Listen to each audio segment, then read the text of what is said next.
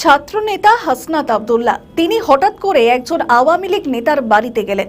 হঠাৎ করে তিনি তার বাড়িতে কেন গেলেন এবং এটা নিয়ে জুলাই যোদ্ধারা কার্যত ক্ষুব্ধ হয়েছেন। আসলে কি পরিস্থিতি, সেদিকে আমরা নজর রাখার চেষ্টা করব। অন্যদিকে নজর রাখবো যে সামনেই বাংলাদেশের স্থানীয় সরকার নির্বাচন এবং এই নির্বাচনেও কি শেখ হাসিনা চুপ করে বসে থাকবেন, অর্থাৎ তার দলের কার্যক্রম তো পাকাপাকিভাবে নিষিদ্ধ হয়ে গিয়েছে, এখন তাদের কি করণীয় সেদিকে আমরা নজর রাখার চেষ্টা করব। অন্যদিকে নজর রাখার চেষ্টা করব যে এই মুহূর্তে আমরা দেখতে পাচ্ছি যে তারেক রহমান তার বাড়িতে তার বাসভবন তৈরি হচ্ছে এবং সেখানে বাংকার তৈরি হচ্ছে এবং ছাত্র নেতারা হুমকি দিচ্ছে যে এই বাংকার করেও নাকি কোনো লাভ হবে না। আসলে কি পরিস্থিতি সেদিকেও নজর রাখার চেষ্টা করব। অন্যদিকে নজর রাখবো যে আওয়ামী লীগ সরকারের পতন কিভাবে হয়েছিল সেই আলোচনা এখনো তুঙ্গে রয়েছে বাংলাদেশে এবং বলা হচ্ছে এর পিছনে নাকি সেনাবাহিনীর হাত ছিল এবং সেনাপ্রধান জেনারেল ওয়াকারুজ্জামান এর পিছনে ছিলেন। আদতে কি পরিস্থিতি সেদিকেও নজর রাখার চেষ্টা করব আমাদের বিশেষ প্রতিবেদন আকারে। আওয়ামী লীগকে যারা ফ্যাসিবাদ বলতো তারা কেন এখন মৃত্যু ভয়ে থাকবে?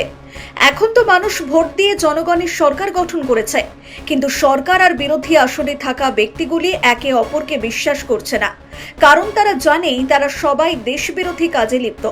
আর অপরাধের মাধ্যমে যারা ক্ষমতায় আসে তারা সবাইকেই সন্দেহ করে, জানে এদের মধ্যে বিশ্বাস করার মতো কিছু নেই।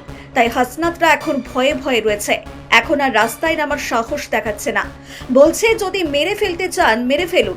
আসলে এখন আর হাসনাতদের রাস্তায় নেমে আন্দোলন করার সাহস নেই, ফলে মৃত্যু ভয় নিয়েই জীবনযাপন করতে হবে। মানে কি হয়েছে ভাই, একটা লাইফে একটা জীবনে মানে দুইটা ডাল ভাত খায় বেঁচে থাকলেই তো হয়েছে, আর বেশি তো কোনো কিছু দরকার নাই। মানে মাইরা ফেলবেন ফাইন, মাইরা ফেললে একটা বৃহৎ একটা মহৎ কোনো কিছুর জন্য মৃত্যু, একটা স্বাভাবিক একটা বিছানায় পড়ে মৃত্যু, দুইটা তো সেম না।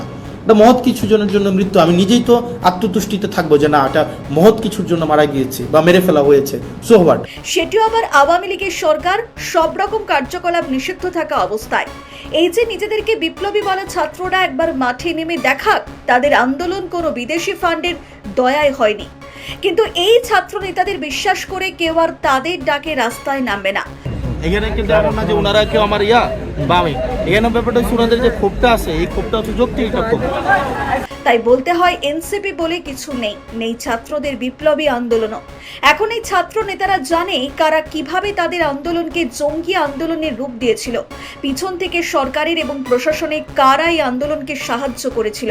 হাসিনা যে সেনাপ্রধানকে বিশ্বাস করেছিলেন তিনিই হাসিনার সঙ্গে বিশ্বাসঘাতকতা করেছিলেন, কারণ আন্দোলন যতদিন কোটা বিরোধী আন্দোলন ছিল ততদিন সেটি রাষ্ট্রদ্রোহী আন্দোলনে ছিল না।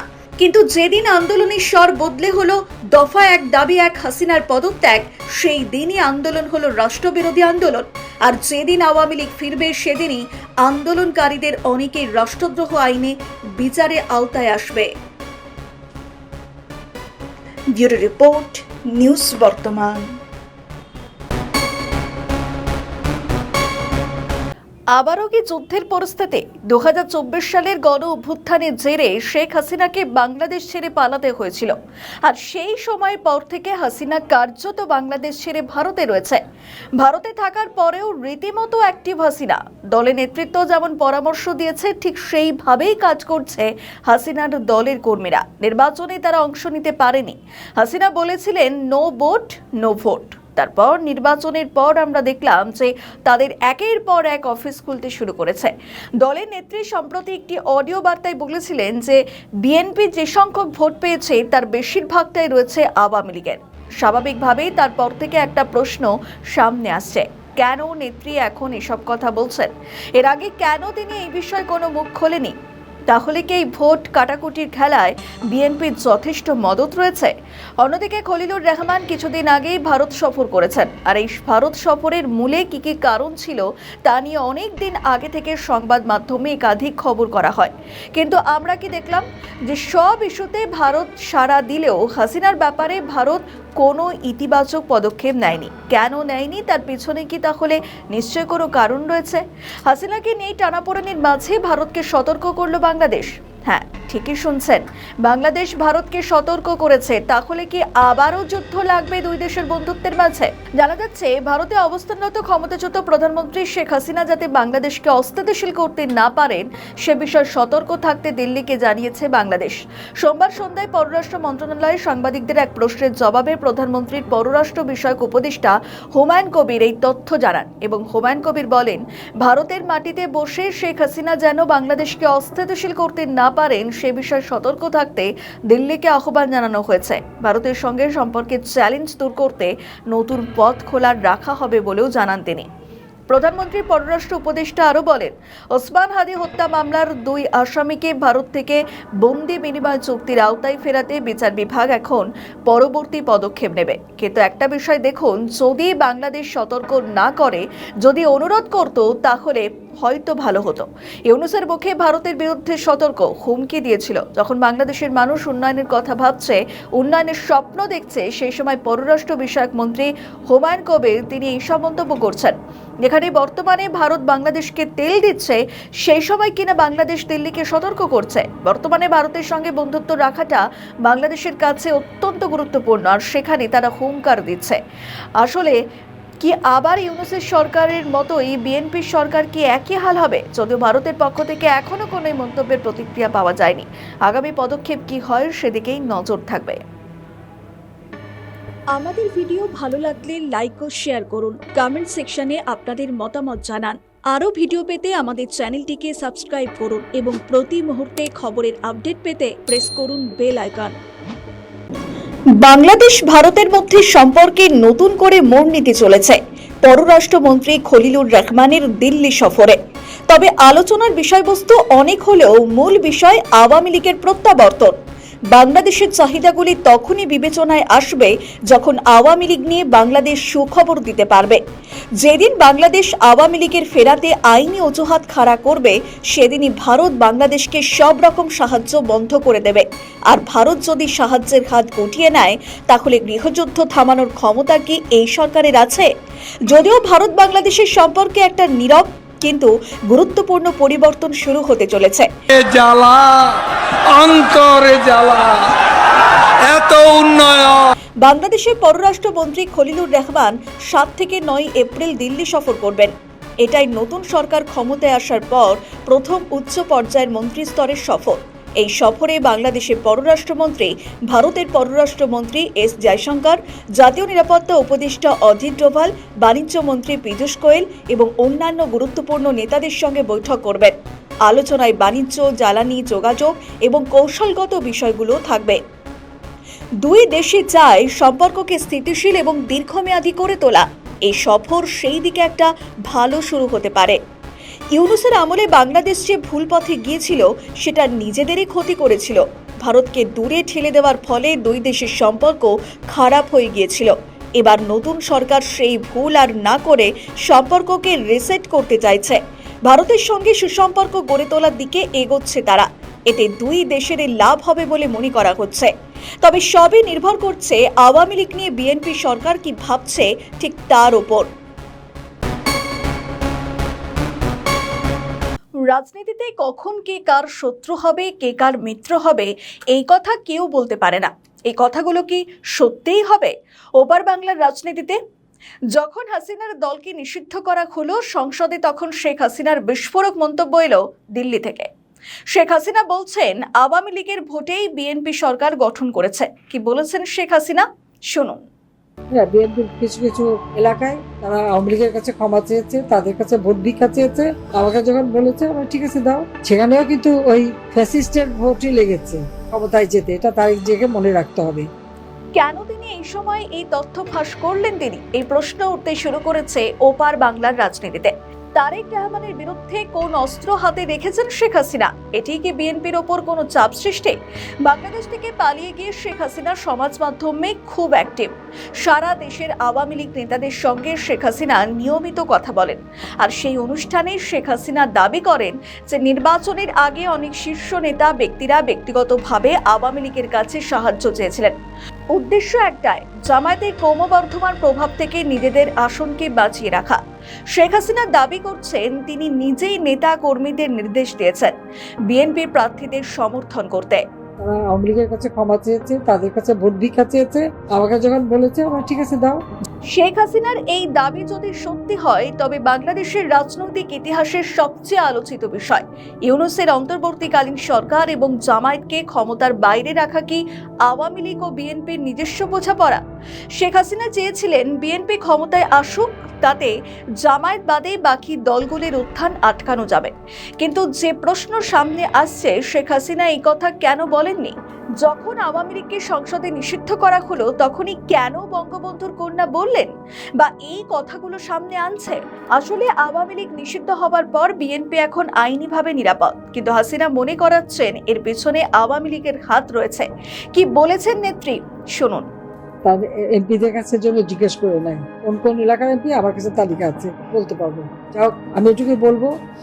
তারেক রহমান যে 17 বছর পর বাংলাদেশে ফিরেছেন, কোন মুচলেখা দিয়ে তারেক রহমান ফিরেছেন সেটাও শেখ হাসিনার জন্য, এবং তারেক রহমানের উপর বড় ধরনের নিয়ন্ত্রণ রয়েছে। অনেকেই প্রশ্ন তুলেছেন, যদি শেখ হাসিনা এতই পয়েন্ট হাতে রাখেন তবে কেন তার দল নিষিদ্ধ? এর উত্তর, শেখ হাসিনা বিএনপিকে ঢাল করে আবারও রাজনীতিতে ফেরার চেষ্টা করছেন। কারণ বিএনপি যদি আওয়ামী লীগের ওপর থেকে নিষেধাজ্ঞা শিথিল না করে তবে শেখ হাসিনার হাতে যে গোপন নথি রয়েছে সেটিকে প্রকাশ্যে এনে দেবে। আর এই কাজটি বারবার করেছেন শেখ হাসিনা। আমেরিকা যে সেন্ট মার্টিন দ্বীপটি চেয়েছিল সেটাও প্রকাশ্যে এনেছিল শেখ হাসিনা, এবং যুক্তরাষ্ট্রকে কোনো দিন ভয় করেননি। এমনকি 2001 সালের পর শেখ হাসিনা বলেছিলেন ভারতকে গ্যাস দিলে আওয়ামী লীগ ক্ষমতায় আসতো। ভারতকে গ্যাস দেওয়ার বিনিময়ে ক্ষমতায় এসেছে বিএনপি। রাজনৈতিক মহলে প্রশ্ন উঠতে শুরু করেছে যে শেখ হাসিনার হাতেই কি তবে শেষ খেলা রয়েছে? নেত্রী কি খেলা ঘোরাবেন? তাহলে কি খুব তাড়াতাড়ি হাসিনা বাংলাদেশে ফিরবে? সব উত্তর সময় দেবে। আমাদের ভিডিও ভালো লাগলে লাইক ও শেয়ার করুন, কমেন্ট সেকশনে আপনাদের মতামত জানান। আরও ভিডিও পেতে আমাদের চ্যানেলটিকে সাবস্ক্রাইব করুন এবং প্রতি মুহূর্তে খবরের আপডেট পেতে প্রেস করুন বেল আইকন। আওয়ামী লীগকে নিষিদ্ধ করে এবং দেশের 40% মানুষের রায়কে অবজ্ঞা করে একতরফাভাবে দেশ চালানোর সিদ্ধান্ত যে কতটা ভয়ঙ্কর হবে তা আওয়ামী লীগের থেকেই শিক্ষা নেওয়া উচিত ছিল বিএনপির। যদিও আওয়ামী লীগ বিএনপিকে নিষিদ্ধ করেনি, কিন্তু বিএনপিকে বিভিন্নভাবে নির্যাতনের মাধ্যমে নির্বাচন থেকে দূরে রেখে দেশ চালিয়েছিল। তার ফলও কিন্তু ভালো হয়নি। সেই ভুলই করতে চলেছে তারেক রহমানের সরকার। বলা যায় তিনি প্রতারণা করেছেন আওয়ামী লীগের সমর্থকদের সঙ্গে। ফলে এবার হাসিনার সঙ্গে মুখোমুখি সংঘর্ষে জড়াতে চলেছেন তারেক রহমান। আওয়ামী লীগের ভোট ব্যাংকে নিজের দিকে টানতে তিনি অনেকগুলি প্ল্যান করেছিলেন। ওই যে তিনি বলেছিলেন আই হ্যাভ এ প্ল্যান, তার যে আজীবন ক্ষমতায় থাকার স্বপ্ন বা প্ল্যান রয়েছে তখন অনেকেই বোঝেননি। তিনি এক সাক্ষাৎকারে বলেছিলেন তিনি কোনো দলকে নিষিদ্ধ করার বিরুদ্ধে, এটি করলে তার দলও কোনো একদিন নিষিদ্ধ হতে পারে। কিন্তু সেই তারেক রহমানই কোন লোভে পড়ে নিজের অজান্তেই নিজের সর্বনাশ করতে চাইছেন তা তিনিই জানেন। তিনি ভাবছেন আওয়ামী লীগকে আইন করে নিষিদ্ধ করলে আওয়ামী লীগের সমর্থকরা বিএনপির দিকে ঘুরে যাবে, যেটি হয়েছে গত নির্বাচনে। কিন্তু সেটি আওয়ামী লীগ এই ভেবে করেছিল যে যাতে জামায়াতের মতো উগ্র পাকিস্তানপন্থী দল না ক্ষমতায় আসতে পারে। আওয়ামী লীগের ভোট নিয়ে ক্ষমতায় এসে এখন আওয়ামী লীগকেই আইন করে নিষিদ্ধ করতে চলেছেন তারেক রহমান। তিনি হয়তো ভুলে যাচ্ছেন এর আগেও আওয়ামী লীগকে শেষ করার প্রচেষ্টা করা হয়েছিল, যা সফল হয়নি। যে দলটি 30 থেকে 35% পকেট ভোট রয়েছে, মানে দেশের 40%-এর বেশি মানুষ আওয়ামী লীগের পক্ষে, সেই দলটিকে নিষিদ্ধ করতে চাওয়াটা আত্মঘাতী সিদ্ধান্ত ছাড়া আর কিছুই নয়। একদিকে বারবার আমেরিকার ধমক, যদিও সেটি আওয়ামী লীগকে রাজনীতিতে ফেরানোর বিষয় নয়। আমেরিকা ধমকের সুরেই বলছে বাংলাদেশ যেন চীনের সঙ্গে বেশি মাখামাখি না করে, কারণ তার ফল হবে দেশকে অস্থিরতার মুখে ঠেলে দেওয়া। তারেক যেন ইউনূসের করে যাওয়া চুক্তি মেনে চলে, মানে বাংলাদেশ যা কিছুই করুক না কেন আমেরিকার অনুমতি নিয়ে করে, আর তা না হলে আবার সরকার বদলে যেতে পারে। ঠিক এই অবস্থায় তিনি আওয়ামী লীগের কার্যক্রম নিষিদ্ধ করতে অন্তর্বর্তী সরকারের জারি করা অধ্যাদেশকে আইনে রূপান্তরিত করতে চলেছেন। অথচ অন্তর্বর্তী সরকারের সময় বিএনপি বলেছিল নির্বাহী আদেশে কোনো রাজনৈতিক দলকে নিষিদ্ধ করার পক্ষে নয় তারা। এই বিষয়ে জনগণই সিদ্ধান্ত নেবে। কিন্তু সরকার গঠনের পরে বিএনপি অধ্যাদেশটিকে আইনে পরিণত করার উদ্যোগ নিচ্ছে, ফলে নির্বাহী আদেশ প্রত্যাহার না হওয়া পর্যন্ত আওয়ামী লীগ নিষিদ্ধই থাকছে। ব্যুরো রিপোর্ট, নিউজ বর্তমান। 2024 সালে 5ই আগস্ট আওয়ামী লীগ সরকারের পতনের পর থেকে প্রায় 20 মাস আত্মগোপনে ছিলেন সাবেক স্পিকার শিরিন শারমিন চৌধুরী। গত 7ই এপ্রিল ধানমন্ডি থেকে তাকে গ্রেফতার করা হলো মাত্র 6 দিনের মাথায়, অর্থাৎ 12ই এপ্রিল তিনি জামিন পেয়ে জেল থেকে মুক্তি পান। জুলাই আন্দোলনের হত্যা মামলায় যেখানে আওয়ামী লীগের অন্যান্য শীর্ষ নেতাদের মাসের পর মাস রিমান্ড ও কারাগারে থাকতে হচ্ছে, সেখানে শিরিন শারমিনের এই দ্রুত মুক্তি রাজনৈতিক মহলে নানা প্রশ্নের জন্ম দিয়েছে। শিরিন শারমিনের হাত ধরে কি এবার আওয়ামী লীগ আবার ফিরতে পারে? শিরিন শারমিনের গ্রেফতার বা জামিন নিয়ে আওয়ামী লীগ এখনো পর্যন্ত কোনো মুখ খোলেনি। এবার কি তাহলে নেত্রী মুখ খুলবেন?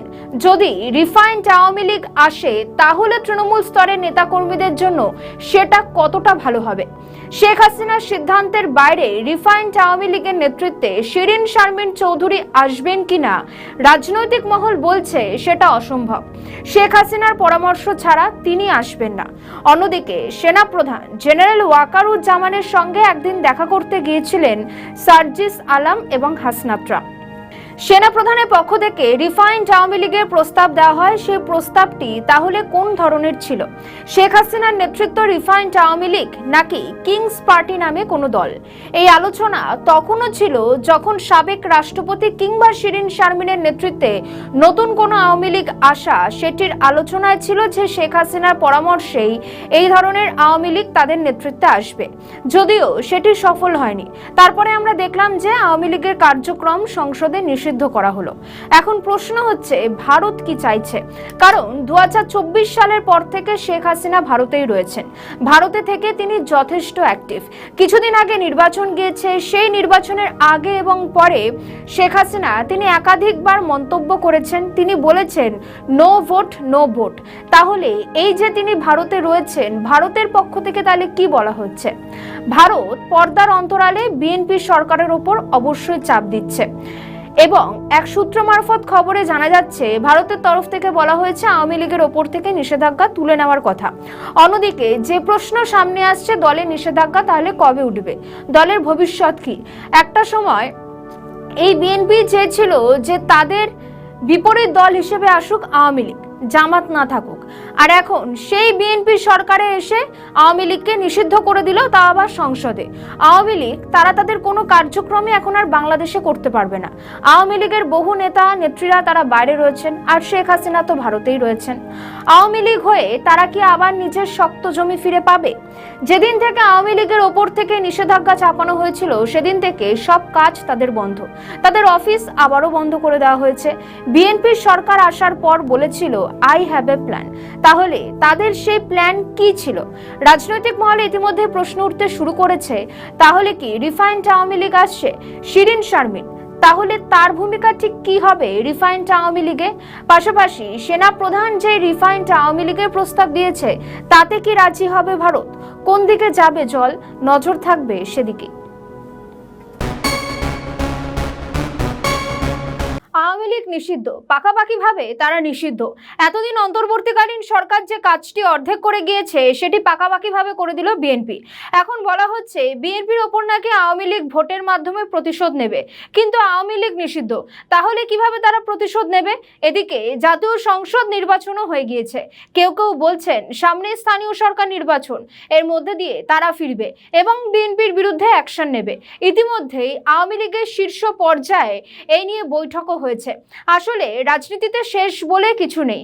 এর মধ্যে হাসনাত আব্দুল্লাহ চট্টগ্রামে মঞ্জুর আলমের বাড়িতে হাজির হন, যেটা নিয়ে নানা আলোচনা চলছে। কেউ কেউ বলছেন বিএনপির ওপর বদলা নিতে এনসিপি ও জামাতের সঙ্গে জোটের কথা ভাবছে আওয়ামী লীগ, কারণ আওয়ামী লীগের সময় ভোট বিএনপির দিকে গিয়েছে। কিন্তু সেই জায়গায় দাঁড়িয়ে বিএনপির যে কথা এবং কার্যকলাপ সেগুলি প্রশ্ন তুলে দিচ্ছে। কিন্তু এনসিপি এবং জামাত ইসলামীর সঙ্গে জোট কতটা বাস্তবসম্মত সেটা নিয়েও প্রশ্ন রয়েছে। মোহাম্মদ ইউনূসের নেতৃত্বাধীন অন্তর্বর্তীকালীন সরকার 2025 সালে আওয়ামী লীগকে নিষিদ্ধ করেছিল, কিন্তু আইনের কোনো বিধান ছিল না। সন্ত্রাস বিরোধী আইনের সংশোধনী এনে অধ্যাদেশ জারি করে আওয়ামী লীগকে পুরোপুরি নিষিদ্ধ করে বিএনপি। এদিকে স্বাভাবিকভাবে জাতীয় সংসদ নির্বাচনে অংশগ্রহণ করতে পারেনি আওয়ামী লীগ, আসন্ন কোনো নির্বাচনে পারবে না। যদিও আওয়ামী লীগের নিষিদ্ধকরণ নিয়ে দেশে বিদেশে নানা বিতর্ক রয়েছে, কারণ আওয়ামী লীগ না অংশগ্রহণ করলেও তাদের সমর্থকরা ভোট দিয়েছে, সেই ভোট গিয়েছে বিএনপির ঝুলিতে। জামাত এনসিপি ঠেকাতে আওয়ামী লীগের নেতাকর্মী সমর্থকরা বিএনপিকে ভোট দিয়েছে। এমনকি নির্বাচনে বিএনপি জিতলে দেখা যায় আওয়ামী লীগ নেতাকর্মীদের মধ্যে উচ্ছ্বাস। তারা মনে করেছিল বিএনপি আওয়ামী লীগের নিষিদ্ধ তুলে নেওয়ার ব্যবস্থা করবে। এমনকি বিএনপি ক্ষমতায় এলে আওয়ামী লীগের বন্ধ কার্যালয়গুলি খুলতে শুরু করে, কিন্তু পরিস্থিতি উল্টে যায়। তাই কূটনৈতিক বিশেষজ্ঞরা বলছেন, বাংলাদেশে আসন্ন নির্বাচনে আওয়ামী লীগের ব্যানার বাদ দিয়ে অন্য রাজনৈতিক দলের সঙ্গে হাত মিলিয়ে অংশ নেবে শেখ হাসিনার দল। বিএনপির বিরুদ্ধে লড়তে শেখ হাসিনা প্রয়োজনে এনসিপি এবং জামাতের সঙ্গে জোট বাঁধবে, যেটা অলিখিত। তার সলতে পাকানো শুরু হয়েছে। যেমন হাসনাত আব্দুল্লাহ একজন আওয়ামী লীগের নেতার বাড়িতে যান। চট্টগ্রামের সিটি কর্পোরেশন সাবেক মেয়র মোহাম্মদ মঞ্জুর আলমের বাসায় সৌজন্য সাক্ষাৎ করতে গিয়ে স্থানীয় ছাত্রনেতা জুলাই আন্দোলনের কর্মীদের তোপের মুখে পড়েছেন জাতীয় নাগরিক পার্টির নেতা ও সংসদ সদস্য হাসনাত আব্দুল্লাহ। উত্তর কাট্টালী এলাকায় HM ভিলায় ছবি দেখা যায়। সংসদ সদস্যদের আগমনের খবর ছড়িয়ে পড়লে ক্ষুব্ধ জনতা ওই সাবেক মেয়রের বাড়ির সামনে ক্ষুব্ধ জনতা আন্দোলন দেখাতে থাকে এবং এক পর্যায়ে হাসনাত আব্দুল্লাহকে দ্রুত ওই এলাকা ত্যাগ করতে হয়। বাড়ির সামনে অবস্থান নেওয়া ব্যক্তিরা নিজেদের জুলাই যোদ্ধা পরিচয় দিয়ে হাসনাত আব্দুল্লাহর উপস্থিতির উদ্দেশ্য নিয়ে প্রশ্ন তোলেন। যে ছাত্রনেতারা কার্যত আওয়ামী লীগের বিরুদ্ধে আন্দোলন করলো, তাদের দেখা যাচ্ছে আওয়ামী লীগ নেতার বাড়িতে। ফলে পদ্মাপাড়ের রাজনীতি ঘুরতে শুরু করেছে।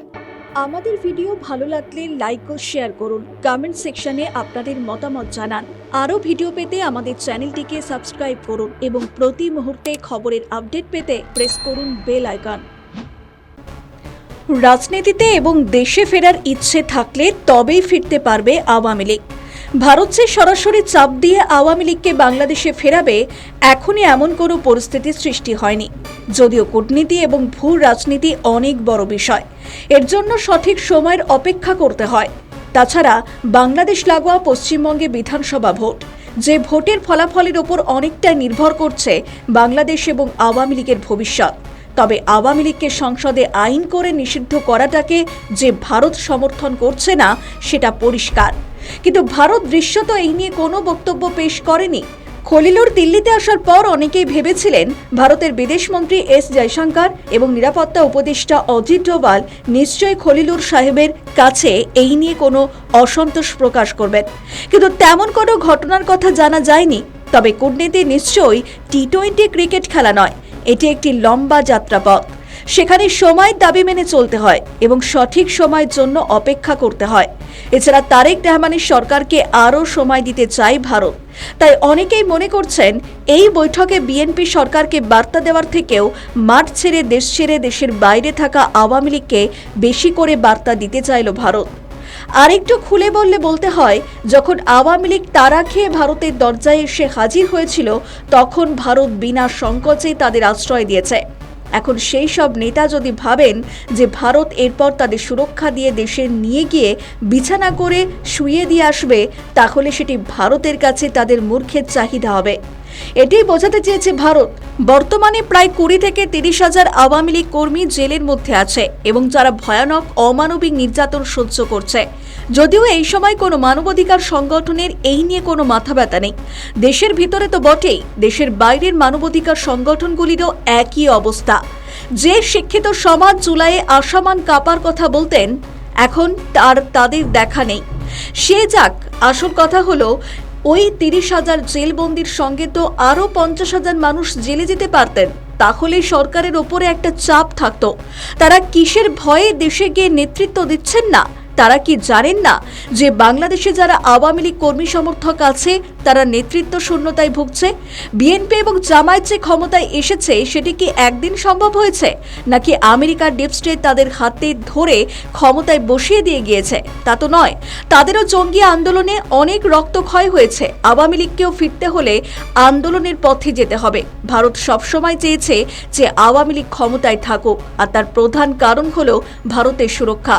এই 1.5 বছরে বাংলাদেশে পাকিস্তানের হাত ধরে কত যে জঙ্গি সংগঠনকে অর্থ এবং আশ্রয় দেওয়া হয়েছে তার সঠিক হিসাব করা মুশকিল। তাই তদারকি সরকার এবং তারপরেও ভারত বাংলাদেশের কাছে নির্দিষ্ট স্থান উল্লেখ করে স্যাটেলাইট চিত্রের মাধ্যমে তা তুলেও ধরেছে। হাসিনা থাকলে ভারত নিশ্চিন্ত থাকে যে আওয়ামী সরকার ভারতের সুরক্ষা নিয়ে কোনো ষড়যন্ত্র করে না, যেটি আগে করেছে বিএনপি সরকার এবং তদারকি সরকার। কিন্তু শুধু এই কারণে ভারত হাতে ধরে আওয়ামী লীগকে নিয়ে গিয়ে বাংলাদেশের রাজনীতিতে প্রতিষ্ঠা করা বা রাস্তায় নামার ব্যবস্থা করে দিতে পারে না। সেটা করতে হবে আওয়ামী লীগের নেতা কর্মীদের আন্দোলনের মাধ্যমে। শুধু তাই নয়, ইরানে একের পর এক নেতাকে হত্যা করার পরও তাদের নেতৃত্বের শূন্যতা আসেনি এবং তাদের দেখে শিক্ষা নেওয়া উচিত আওয়ামী লীগের। খলিলুরের কাছে ভারতের চুপ থাকার কারণটিও বোঝা উচিত তাদের। ব্যুরো রিপোর্ট, নিউজ বর্তমান। এনসিপি নেতা হাসনাত আব্দুল্লাহ, যিনি কথায় কথায় মুজিববাদের কবর রচনা করেন, যিনি মুক্তিযুদ্ধ বা বঙ্গবন্ধু শেখ মুজিবুর রহমানের সমস্ত স্মৃতি মুছে ফেলতে পারলে বাঁচান, আর সেই হাসনাত আব্দুল্লাহ নাকি আওয়ামী লীগের বাড়িতে। এমনকি তিনি ওই বাড়িতে থেকে বেরিয়ে গেলে জুলাই যোদ্ধারা তাকে ঘিরে ধরেন, তার কাছে জবাবদিহি চেয়েছেন জুলাই যোদ্ধারা। এরপর সেখান থেকে পুলিশের সহায়তায় গাড়ি নিয়ে বেরিয়ে যান হাসনাত। কোনো জবাবদিহিতা না করেই তিনি বেরিয়ে যান। কিন্তু আওয়ামী লীগের কোন নেতার বাড়িতে গিয়েছিলেন হাসনাত আব্দুল্লাহ? কেনই বা গিয়েছিলেন? এরকম নানা প্রশ্ন দানা বাঁধছে। জানা যায়, চট্টগ্রাম সিটি কর্পোরেশনের সাবেক মেয়র মোহাম্মদ মঞ্জুর আলমের বাসায় সৌজন্য সাক্ষাৎ করতে গিয়ে স্থানীয় ছাত্র জনতা এবং জুলাই আন্দোলনের কর্মীদের তোপের মুখে পড়েছেন জাতীয় নাগরিক পার্টির নেতা ও সংসদ সদস্য হাসনাত আব্দুল্লাহ। উত্তর কাট্টালী এলাকায় HM ভিলায় এই ছবি দেখা যায়। সংসদ সদস্যদের আগমনের খবর ছড়িয়ে পড়লে ক্ষুব্ধ জনতা ওই সাবেক মেয়রের বাড়ির সামনে ক্ষুব্ধ হন এবং তারা একসঙ্গে জড়ো হন এবং এক পর্যায়ে হাসনাত আব্দুল্লাহকে দ্রুত ওই এলাকা ত্যাগ করতে হয়। বাড়ির সামনে অবস্থান নেওয়া ব্যক্তিরা নিজেদের জুলাই যোদ্ধা পরিচয় দিয়ে হাসনাত আব্দুল্লাহর উপস্থিতির উদ্দেশ্য নিয়ে প্রশ্ন তোলেন। আর এই ছবি দ্রুততার সঙ্গে ছড়িয়ে পড়ে সামাজিক যোগাযোগ মাধ্যমে। ওই ভিডিওতে দেখা যায় যে জুলাই যোদ্ধারা তাকে প্রশ্ন করেন, যিনি সংসদে দাঁড়িয়ে আওয়ামী লীগ নিষিদ্ধের দাবি জানান, তিনি কেন আওয়ামী লীগ নেতার বাড়িতে এসেছেন। তারা হাসনাত আব্দুল্লাহ আওয়ামী লীগের দালাল বলে স্লোগান দেন এবং তার অবস্থানে রাজনৈতিক ব্যাখ্যা দাবি করেন। পরিস্থিতি ক্রমশ উত্তপ্ত হতে থাকে আর সেই সময় পুলিশ আন্দোলনকারীদের শান্ত করে এবং হাসনাত আব্দুল্লাহ কোনো কথা না বলে গাড়িতে উঠে যান। পরে এই ঘটনার বিষয়ে বলতে গিয়ে হাসনাত আব্দুল্লাহ বলেন, রাজনীতিতে মতপার্থক্য থাকলেও ব্যক্তিগত এবং সামাজিক সম্পর্ক আলাদা এবং তিনি কেবল ব্যক্তিগত সৌজন্য তা দেখিয়ে সেখানে চা খেতে গিয়েছিলেন। কোনো ধরনের রাজনৈতিক বৈঠক হয়নি বলে মন্তব্য করেন তিনি। কিন্তু প্রশ্ন উঠে যায়, এই কয়েক মাসে কি আদেও হাসনাত আব্দুল্লাহরা সৌজন্যতা রেখেছেন? তেমন নজির কিন্তু সংবাদপত্রে খুঁজলেও পাওয়া যাবে না। এদিকে হাসনাত আব্দুল্লাহ বিষয়টি নিয়ে এড়িয়ে গেলেও শোনা যাচ্ছে যে বৈঠকে ওই দুই নেতা দেশের বর্তমান রাজনৈতিক পরিস্থিতি, জনসম্পৃক্ততা বৃদ্ধি এবং ভবিষ্যতের সাংগঠনিক কার্যক্রম নিয়ে বিস্তারিত মত বিনিময় করেছেন। যে দলকে দেশ থেকে হটানোর জন্য কার্যত লড়াই করেছেন বলে দাবি করেন তারা, সেই হাসনাত আব্দুল্লাহ আওয়ামী লীগ নেতার বাড়িতে গিয়ে কেনই সৌজন্য সাক্ষাৎ করলেন? তবে কি বড়সড় কোনো পরিকল্পনা হচ্ছে, নাকি এর পিছনে অন্য কোনো রহস্য রয়েছে? তবে হাসনাত আব্দুল্লাহর এমন কর্মকাণ্ডে জুলাই আন্দোলনের সঙ্গে জড়িতরা যে কষ্ট পেয়েছে সেটার বলার অপেক্ষা রাখে না। এখন দেখার পরিস্থিতি ঠিক কোন দিকে মোড় নেয়। আমাদের ভিডিও ভালো লাগলে লাইক ও শেয়ার করুন। কমেন্ট সেকশনে আপনাদের মতামত জানান। আরও ভিডিও পেতে আমাদের চ্যানেলটিকে সাবস্ক্রাইব করুন এবং প্রতি মুহূর্তে খবরের আপডেট পেতে প্রেস করুন বেল আইকন। জাতীয় সংসদের প্রথম অধিবেশনের নিয়ম অনুসারে ইউনূস সরকারের জারি করা অবৈধ অধ্যাদেশগুলোকে আইনে পরিণত করা হলেও গণভোট, জুলাই সনদ, গুম, মানবাধিকার কমিশন এবং বিচার বিভাগে পৃথকীকরণ সংক্রান্ত অধ্যাদেশগুলি বাতিল করা হয়েছে। যেই জুলাই সন্ত্রাসের উপর ভর করে অবৈধ ইউনূস সরকার 1.5 বছর ধরে রাষ্ট্র পরিচালনা করেছে, সেই সন্ত্রাসের মতাদর্শিক ভিত্তি হিসেবে তার যে জুলাই সনদকে প্রতিষ্ঠিত করতে চেয়েছিল সেটি এখন আইনি ও সাংবিধানিক দিক থেকে ভিত্তিহীন। তারেক রহমানের সরকার ক্ষমতায় এসে প্রথম 30 দিনে 91টি বিল পাস করেছে, কিন্তু গণভোট অধ্যাদেশ, 2025 গুম প্রতিরোধ প্রতিকার অধ্যাদেশ, দুর্নীতি দমন কমিশন সংশোধনী, মানবাধিকার কমিশন অধ্যাদেশ সহ 13টি অধ্যাদেশ নিয়ে আলোচনাই করেনি। ফলে সংবিধান বিধি অনুসারে এগুলো স্বয়ংক্রিয়ভাবে একেবারে অকার্যকর হয়ে গিয়েছে।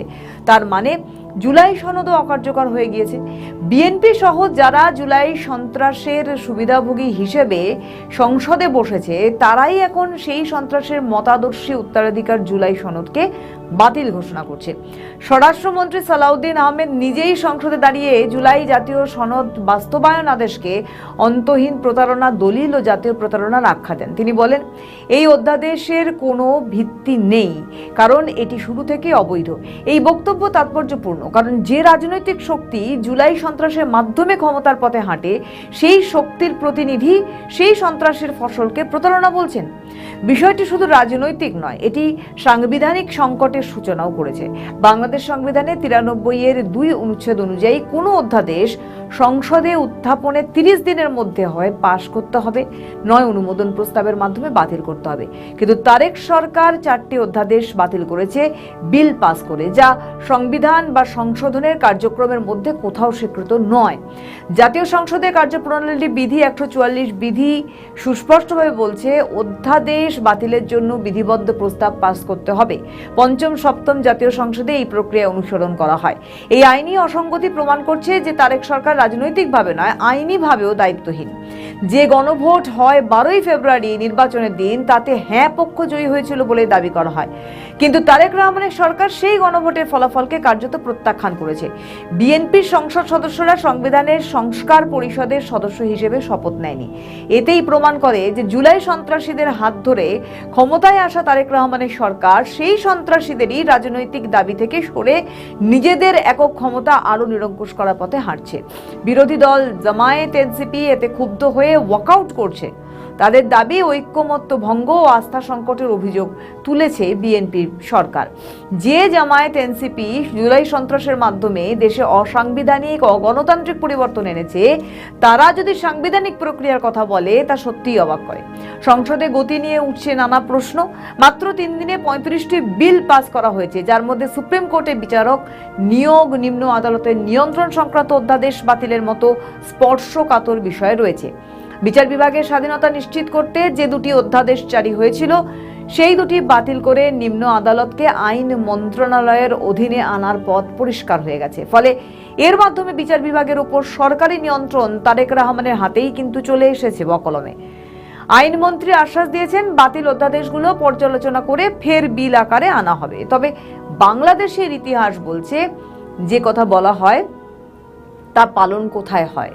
এই আইনি অসঙ্গতি ও এই দ্রুত আইন প্রণয়নের মাধ্যমে সরকার একটি কেন্দ্রীভূত ক্ষমতা কাঠামো গড়ে তোলার চেষ্টা করছে। ডক্টর ইউনূস এইভাবেই আইনকে অবৈধ অধ্যাদেশের মাধ্যমে নিজের হাতে চেয়েছিলেন। আন্তর্জাতিক অপরাধ ট্রাইব্যুনালকে হাসিনার ফাঁসির জন্য তৈরি করেছিলেন। স্থানীয় সাংবিধানিক পরিবর্তন আনার জন্য আইনি শুদ্ধতা, সংসদীয় সততা, রাজনৈতিক আন্তরিকতা ও জনগণের সমর্থন, কিন্তু এগুলো কোনোটাই তাদের ছিল না। জুলাই সন্ত্রাসের মাধ্যমে যে রাজনৈতিক পরিবর্তন আনা হয়েছিল বলে দাবি করা হয়, তা মতাদর্শগুলো ভেঙে পড়েছে। জুলাই সন্ত্রাসীরা যা চেয়েছিল তা কিন্তু পাচ্ছে না। বিদেশি মদতে যে সাধারণ নির্বাচনের মাধ্যমে তারেক রহমানকে ক্ষমতায় বসানো হয়েছিল, সেই তারেক সরকার এখন জুলাই সনদকে প্রতারণা বলছে। ফলে জুলাই সনদ, গণভোট সবই ভুয়ো হয়ে গেছে। এতে আরও একবার প্রমাণ হলো যে বন্দুকের নল ও বিদেশি ষড়যন্ত্রের উপর নির্ভর করে গড়ে ওঠা কোনো রাজনৈতিক ব্যবস্থা কখনোই দীর্ঘস্থায়ী হয় না।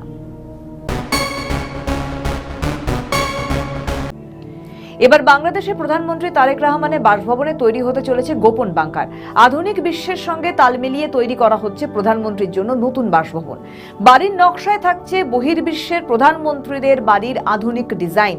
সব সেফটি ও সিকিউরিটি মেনে বাসভবনের মাটির নিচে থাকবে অত্যাধুনিক বাংকার এবং সুড়ঙ্গ বা টানেল, যা বহিঃশত্রুর আক্রমণ থেকে প্রধানমন্ত্রীর পরিবারকে সুরক্ষা দেবে। এমনটাই পরিকল্পনা গণপূর্ত বিভাগের। সূত্র জানাচ্ছে যে প্রধানমন্ত্রীর বাসভবনের জায়গায় নির্বাচন করতে গণপূর্ত অধিদপ্তরের প্রধান প্রকৌশলীকে দায়িত্ব দেওয়া হয়েছে। তারা জায়গা নির্বাচন করে মন্ত্রণালয়কে জানাবে। পরবর্তী সময়ে এটা নিয়ে চূড়ান্ত সিদ্ধান্ত নেবে মন্ত্রী। গণপূর্ত অধিদপ্তরের এক কর্মকর্তা নাম না প্রকাশের শর্ত জানান, প্রধানমন্ত্রী রাষ্ট্রীয় অতিথি ভবন যমুনায় ওঠার বিষয়ে তাদের বলা হয়েছিল এবং আমরা যমুনা প্রস্তুত করেছি। তবে প্রধানমন্ত্রী এখন সেখানে উঠছেন না। প্রধানমন্ত্রী বাসভবনের জন্য স্থায়ী ভবন তৈরির বিষয়ে আমাদের বলা হয়েছে। আমরা জায়গা নির্বাচন নিয়ে কাজ করছি। এটা হেয়ার রোড, মিন্টো রোড অথবা বেইলি রোডে হওয়ার সম্ভাবনা বেশি বলে জানান ওই কর্মকর্তা। প্রধানমন্ত্রী সেফটি অ্যান্ড সিকিউরিটি বিষয়ে উল্লেখ করে প্রধান প্রকৌশলী মোহাম্মদ খালেকুজ্জামান চৌধুরী জানান, বহির্বিশ্বের প্রধানমন্ত্রীদের বাসভবনের সব সুযোগ সুবিধা ও ডিজাইন ফলো করা হবে। প্রধানমন্ত্রী সেফটির জন্য বাসভবনের মাটির নিচে বাংকার এবং টানেল তৈরি করা হবে, যাতে বোমা হামলা থেকে নিরাপদে থাকা যায়। সর্বোচ্চ সিকিউরিটি মেনে বাসভবন তৈরি করা হবে। বাসভবনের জন্য হেড অফ আর্কিটেক্টের সঙ্গে আলোচনা করা হচ্ছে। প্রধানমন্ত্রী বাসভবনের জন্য সচিবালয় কেন্দ্রিক যাতায়াত যাতে সহজভাবে করা যায় এমন জায়গায় কিন্তু নির্দিষ্ট করা হবে। এই বিষয়ে গৃহায়ন ও গণপূর্ত মন্ত্রণালয়ের অতিরিক্ত সচিব পরিকল্পনা উন্নয়ন অনুবিভাগ মোহাম্মদ আব্দুল মতিন বলেন, একটা দেশের প্রধানমন্ত্রীর জন্য তো স্থায়ী বাসভবন দরকার। প্রধানমন্ত্রীর জন্য নির্দিষ্ট গণভবন তো এখন ব্যবহারের সুযোগ নেই। ওটা এখন জুলাই ও গণ অভ্যুত্থানের স্মৃতি জাদুঘর করা হয়েছে। বর্তমান যে রাষ্ট্রীয় অতিথি ভবন আছে, এটা মূলত প্রধানমন্ত্রী বিভিন্ন সরকারি অনুষ্ঠানে ব্যবহার করবেন। এ বিষয়ে প্রধানমন্ত্রীর সঙ্গে আলোচনা হয়েছে বলেও জানান তিনি। মিন্টো রোড, হেয়ার রোড কিংবা বেলি রোডে এলাকাগুলোর মধ্যে প্রধানমন্ত্রীর বাসভবনের জন্য জায়গা নির্বাচন করা হবে। তবে প্রধানমন্ত্রীর পছন্দ মিন্টো রোড বা হেয়ার রোড। এটা নিয়ে ইতিমধ্যে কাজ শুরু হয়ে গিয়েছে, এটা জানা যাচ্ছে। এমন লোকেশনে জায়গা নির্বাচনের জন্য পিডব্লিউডির চিফ ইঞ্জিনিয়ারকে বলা হয়েছে। তারা এটা নিয়ে কাজ করছে বলেও জানান সরকারের অতিরিক্ত সচিব। প্রধানমন্ত্রী তারেক রহমান তার নিজস্ব বাসভবন গুলশান 2 থেকেই দৈনন্দিন অফিসের কার্যক্রম পরিচালনা করছেন। এখন গত 27শে ফেব্রুয়ারি অন্তর্বর্তী সরকারের প্রধান উপদেষ্টা যমুনা ছেড়ে চলে যাওয়ার পর সেখানে ওঠার কথা ছিল নতুন প্রধানমন্ত্রী। তবে এটাকে আপাতত প্রধানমন্ত্রী নিজের বাসভবন হিসেবে দেখছেন না। তিনি বিভিন্ন রাষ্ট্রীয় অনুষ্ঠানের জন্য এই বাসভবন ব্যবহার করবেন। তিনি জানান যে নতুন বাসভবনটি করা হবে এমন স্থানে যেখান থেকে সরকারের সর্বোচ্চ নিরাপত্তা নিশ্চিত হবে। এছাড়া প্রধানমন্ত্রী কার্যালয়, সচিবালয়, সংসদ ভবন এবং বিভিন্ন রাষ্ট্রীয় অতিথিদের সঙ্গে সাক্ষাৎ সুবিধাজনকভাবে করা যায় এমন স্থানকেই বাসভবন নির্মাণের জন্য বেছে নিতে বলা হয়েছে। বিষয়টি নিয়ে ইতিমধ্যেই প্রধানমন্ত্রীর সঙ্গে গৃহায়ন ও গণপূর্ত মন্ত্রীর আলোচনা হয়েছে বলেও জানা যাচ্ছে। হায়ন ও গণপূর্ত মন্ত্রণালয়ের সূত্র জানা গেছে যে প্রধানমন্ত্রীর বাসভবনের জন্য হেয়ার রোডের এবং মিন্টো রোডের কথা বলা হয়েছে, বেরি রোডের পাশাপাশি। বিশেষ করে সচিবালয়ের সঙ্গে নির্বিঘ্নে যোগাযোগ যেন কোনোভাবে অসুবিধা না হয়, সেটাকে কিন্তু সবার আগে অগ্রাধিকার দেওয়া হচ্ছে। প্রসঙ্গত, সম্প্রতি মধ্যপ্রাচ্যের যুদ্ধের মধ্যে হোয়াইট হাউসে প্রেসিডেন্ট ডোনাল্ড ট্রাম্প বিরাট একটা বলরুম নির্মাণের পরিকল্পনা নিয়েছিলেন। 90,000 স্কোয়ার ফুটের জায়গা জুড়ে বলরুম নির্মিত হওয়ার কথা ছিল। এখন সেই জায়গাতেই বাংকার নির্মাণের কথা ভাবছেন।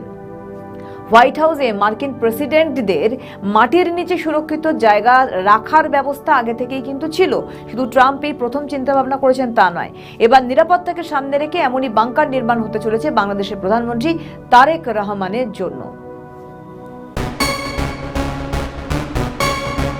2024 সালে 5ই আগস্ট শেখ হাসিনা সরকারের পতনের পিছনে কে বা কারা ছিল, এই প্রসঙ্গে বিভিন্ন সময় নানা আলোচনা উঠে এসেছে।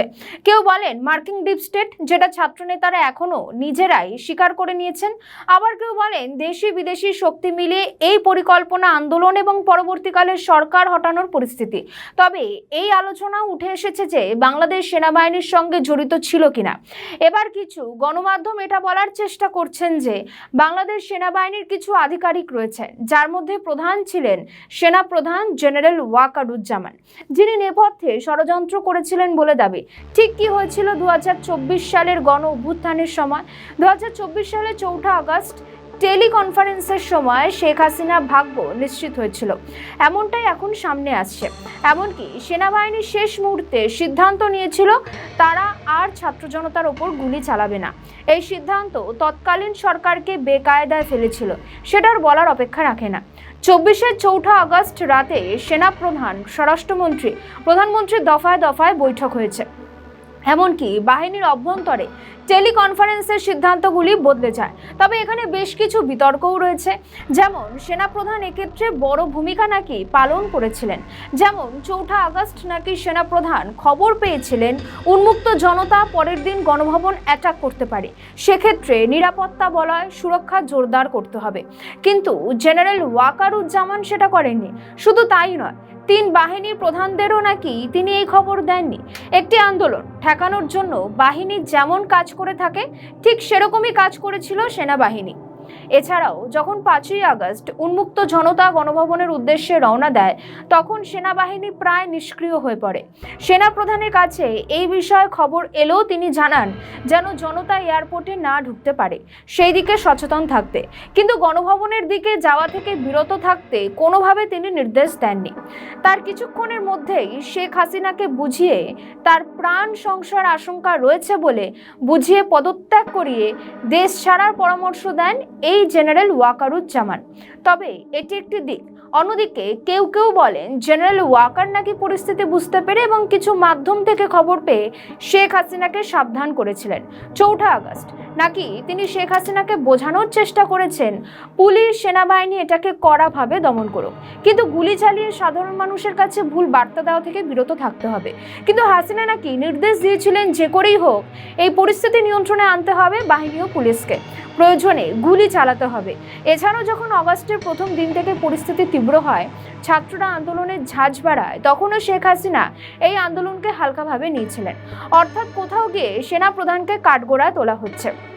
আবার কেউ কেউ শেখ হাসিনা গোয়েন্দা বিভাগের ব্যর্থতার কথা বলছেন, আবার কেউ বলছেন গোয়েন্দা বিভাগ খবর দিলেও হাসিনা শোনেনি, আবার কেউ বলছেন সেনাপ্রধান আন্দোলনকারী ও শেখ হাসিনা উভয়ের কাছে ভালো সাজার জন্য আধা সত্য কথা বলেছেন হাসিনাকে। আর মার্কিন ডিপ স্টেটের পরিকল্পনায় যে সপ্তাহ হয়েছে এখন সেটা পরিষ্কার। তবে দেশীয় শক্তি যে কাজ করেছিল সরকার পতনে সেটা অস্বীকার করার নয়। ফলে সব মিলিয়ে সেনাবাহিনী যে একটি বড় ভূমিকা রেখেছিল আওয়ামী লীগ পতনে সেটা বলাই বাহুল্য। এখন দেখার এই বিষয়ে শেষমেশ কোন বিষয়টি উঠে আসে। আমাদের ভিডিও ভালো লাগলে লাইক ও শেয়ার করুন, কমেন্ট সেকশনে আপনাদের মতামত জানান। আরও ভিডিও পেতে আমাদের চ্যানেলটিকে সাবস্ক্রাইব করুন এবং প্রতি মুহূর্তে খবরের আপডেট পেতে প্রেস করুন বেল আইকন। দীর্ঘ 2 দশক অপেক্ষার পর বাংলাদেশে ক্ষমতায় এসেছে বিএনপি সরকার। এই সরকার গঠনের পরেই 111-এর মাস্টার মাইন্ডরা গ্রেফতার হচ্ছেন একের পর এক। 111-এর সরকারের অন্যতম কুশীলব ছিলেন প্রাক্তন বিজিএফআই প্রধান লেফটেন্যান্ট জেনারেল শেখ মামুন খালেদ ও লেফটেন্যান্ট জেনারেল মাসুদ উদ্দিন চৌধুরী। ইতিমধ্যেই গ্রেফতার হয়েছেন তারা। পরবর্তীতে গ্রেফতার হন ডিজিএফআই এর প্রাক্তন কর্মকর্তা লেফটেন্যান্ট কর্নেল মোহাম্মদ আফজাল নাসের। এই তালিকায় যুক্ত হতে চলেছে সেনাবাহিনীর বেশ কয়েকজন শীর্ষ কর্মকর্তা। বাংলাদেশে মার্কিন সামরিক বাহিনীর পরবর্তী স্বার্থ কি সেই নিয়ে এখন উঠছে বড় প্রশ্ন। সূত্রের খবর বলছে বিএনপির পরবর্তী টার্গেট প্রাক্তন সেনাপ্রধান লেফটেন্যান্ট জেনারেল হাসান মাসুদ চৌধুরী ও জেনারেল আব্দুল মুবিন।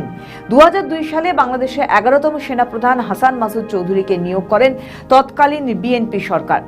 এরপর 2005 সালে অবসর নেন তিনি। 2009 সালে আওয়ামী লীগ সরকারের ক্ষমতা গ্রহণের কয়েক মাস পরেই পদত্যাগ করেন তিনি। অন্যদিকে 2009 সালে 13তম সেনাপ্রধান হিসেবে দায়িত্ব পান জেনারেল আব্দুল মুবিন। অভিযোগ, খালেদা জিয়াকে শহীদ মাইনুল সড়কের বাড়ি থেকে উচ্ছেদে আব্দুল মুবিনই ছিলেন অন্যতম। এছাড়া ডক্টর ইউনূসকে গ্রামীণ ব্যাংক ছাড়া করতে শেখ হাসিনা সরকারের সব রকম সমর্থন দেন মুবিন। এই সেনাপ্রধানই বর্তমানে আলোচিত ব্যবসায়িক গোষ্ঠী ইউনাইটেড গ্রুপের সঙ্গে যুক্ত। এই গ্রুপের প্রধান মালিক পক্ষ হাসান মাহমুদ রাজার ছেলে মঈনুদ্দিন হাসান রশিদ সম্পর্কে আব্দুল মুবিনের বিআই হয়। বাহিনীর প্রাক্তন কর্মকর্তাদের একের পর এক গ্রেফতারে ক্যান্টনমেন্ট ভেতরে ভীতির সঞ্চার হয়েছে, যার ঢেউ এসে লেগেছে সেনা সদরে।